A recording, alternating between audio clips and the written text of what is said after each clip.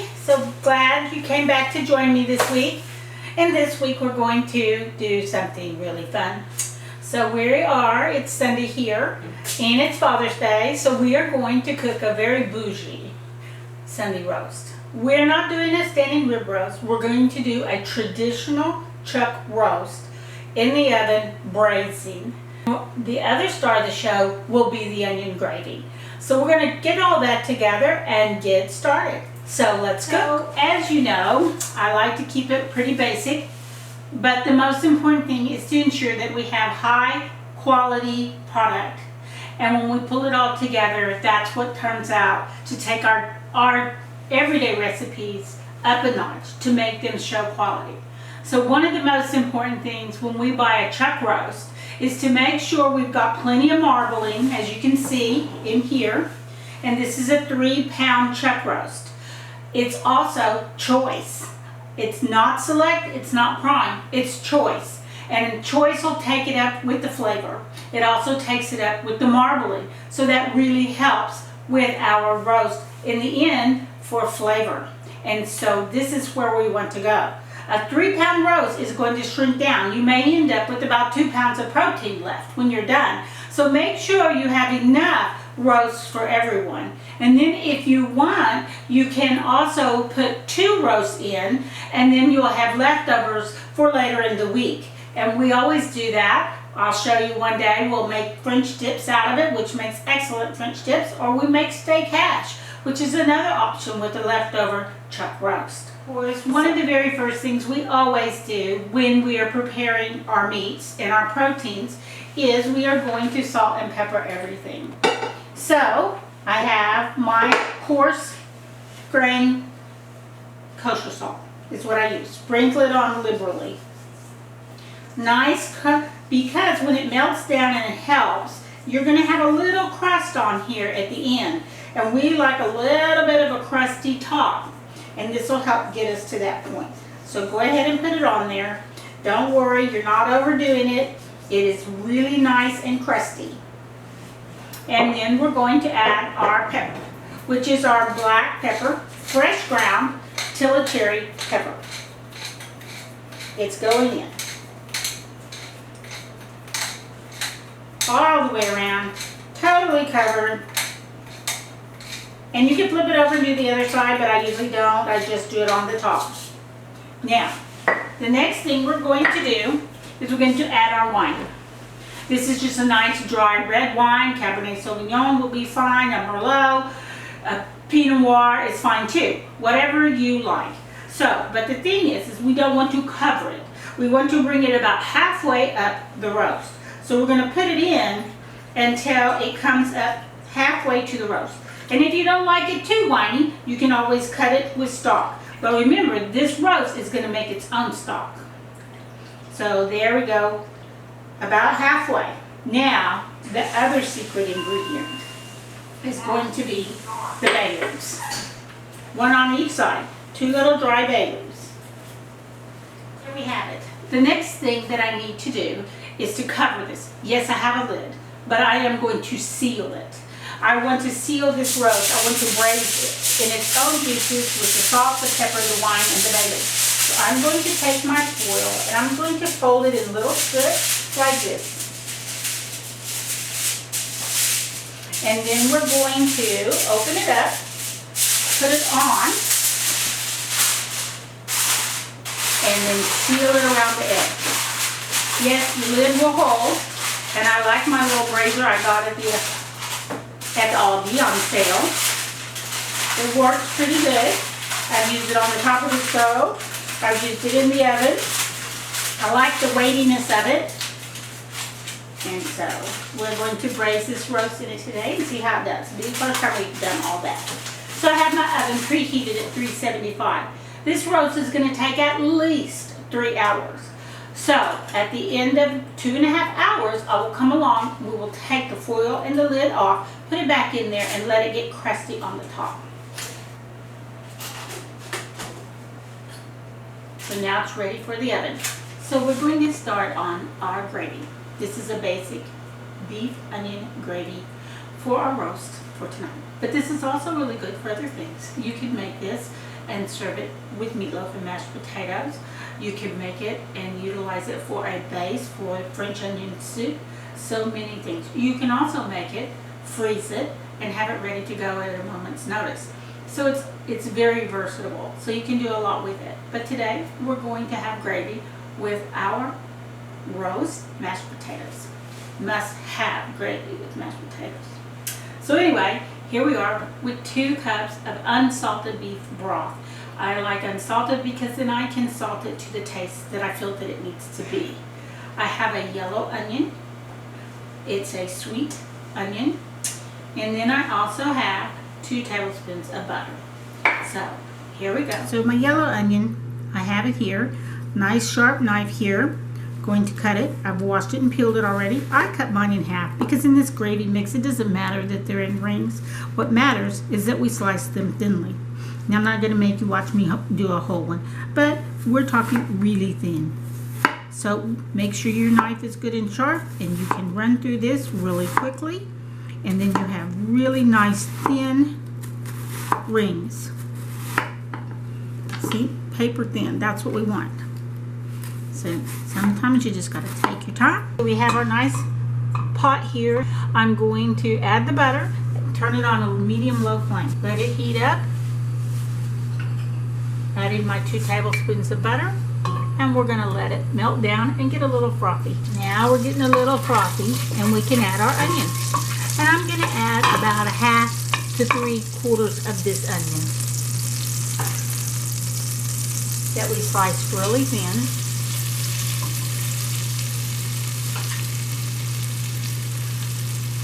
That's about 2 cups of onions in there, sliced thin. And now it's time to turn the flame down a little bit and just let it go. This is going to take a little while. It usually takes a good 10 minutes or so for it to finally caramelize. And the slower it goes, the better. Also, part of the process will be the butter. It will start to brown, and everybody loves brown butter. That's also another flavor bomb for this gravy when the butter browns. But we'll just keep stirring it. Then you let it sit, and then you stir it some more and let it sit until we get nice and brown and caramelized. Now you can see we have nice caramelizing onions, and they're coming on. Won't be much longer. We'll add the stock, maybe some salt and pepper. I usually like to add a little black pepper and a little white pepper, and then we just let it come to a simmer, and then we just let it reduce.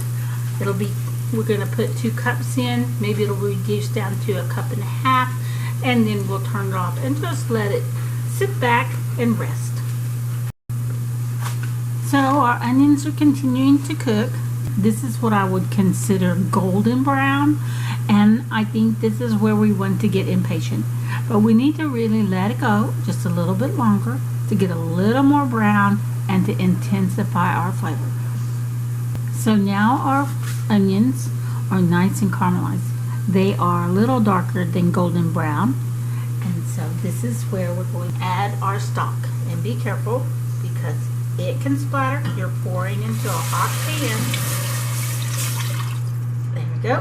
2 cups of stock. And we are going to deglaze this pan with that stock. And then we're going to let it come to a simmer, and then we're going to let it reduce for a little while. This is going to be so good. There we go. And remember how much onion it looked at the beginning, but after it's all sweated down, it is not as much onion as you thought it would be. One of our side dishes today for our roast beef dinner is going to be some roasted carrots. So I like to buy the whole carrot. We're going to trim up our carrot to where they're all about the same size. The little ends I cut up into little pieces, and this will be put in the refrigerator in a Ziploc baggie for dip, for ranch dip or cordettes, whatever you want to use them for. You can even cut them up and put them in a soup or a stew, but they're ready to go.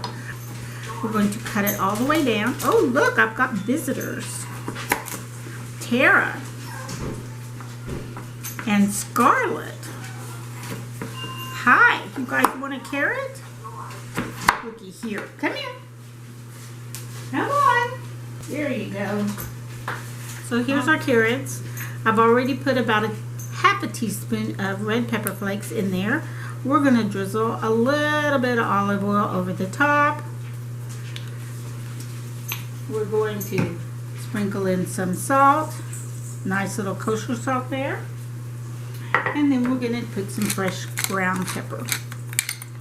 And on just a few bits, like so. And then we're going to toss them all around. And dump them on the sheet tray. Spread them out. And then they will go into the oven about an hour or so before the roast is ready to come out. And they can just roast right along with our roast. Yum. Okay, so it's been about 3 hours on the roast here. And I'm going to go ahead and pull the roast and deglaze the pan and start our gravy reduction.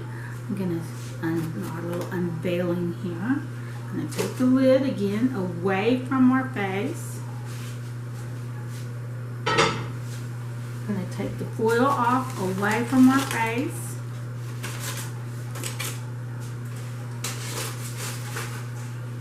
Oh yeah.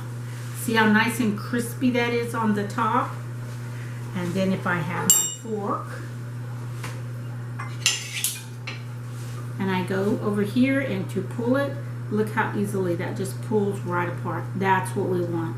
We want it just to pull apart. And look at all that au juice. We're going to deglaze this pan and put all of this au juice in with our gravy. So for me to be able to do that, I'm going to take the roast out and I'm going to pick it up and hopefully it won't all fall apart before I get it on the plate. And this is going to continue to cook. There's a lot of carryover here.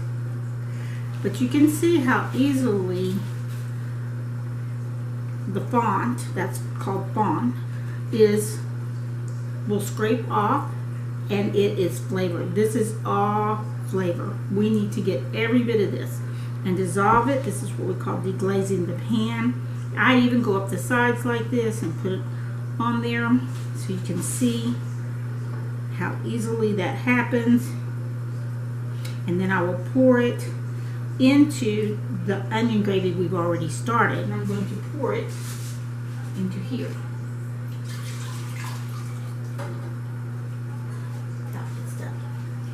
We are going to keep our roast warm. We're going to put it back in here along with these little juices and just let this roast rest. Foil back. We're going to put our lid back on. Okay, here's our gravy. I'm going to turn it on a medium-high flame so I can get a good simmer on it. We're going to stir it. We're going to give it a little taste, see if we need to add a little salt. The roast is salty, so remember, we might not need to add a whole lot of salt. Now, this is one of my favorite little whisks. I use it for when I'm making gravy. You can see it's the little wire, and then on the end it has a little wire. No matter what kind of whisk you have, it's going to get hung up in all these onions, so don't worry about it. We'll pick them all out if we have to. But I want to get this to a good simmer, so you need a good simmering hot gravy base with a cold slurry to make it come together and thicken. See, this would just run all over everything and make a mess. We need it to kind of stay where we put it. So the way we do that is we're going to make it thicker with a slurry. See how my onions down there? That's okay. It's going to be fine.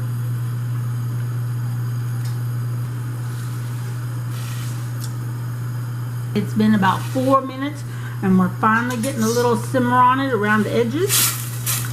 If you wanted it to go faster, you could put a lid on it and that'll get it moving real quick. Usually I always cook with lids. Saves energy, makes things work a little faster, but for the purpose of videos, I wanted to leave the lid off. So now we're coming up to a good simmer. It's not boiling. I don't want it boiling. I want it simmering. So that's just before those big bubbles start popping up. Keep watching. Now you can see a good simmer there going. I have my slurry and it's kind of separated. We have to make sure that it's good and thick and stirred before we start pouring. And you have to have 2 free hands. So if you need help, get somebody to help you. And we're going to get this to going. I'm going to turn my fire down first, so I don't burn my hands. See, it's going good. Nice little simmer there. Not quite a full boil.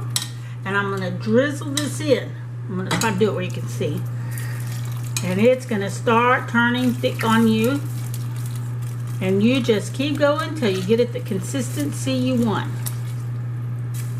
Oh, that looks really good. Maybe just a little more. Oh yeah. Now we have brown onion gravy. No packets. So easy. Why would you use a packet? Oh my goodness, I don't know. Just keep going if you want. I'm going to go just a tad thicker. And then it's going to stand up on my plate. Oh yeah, there we are. Now that's some groovy gravy. Yum. I have a ladle and a saucer over here so you can see it. And then I can pick it up and look how nice and thick and drizzly that is. Oh, that's going to be yummy. Okay, we're good to go. Our carrots look awesome. I can pull those and show them to you.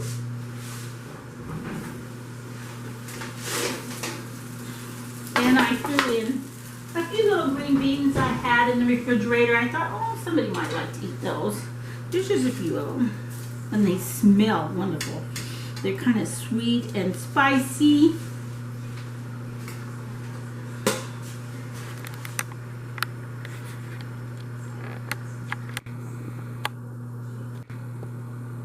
Nice and have a nice char on them.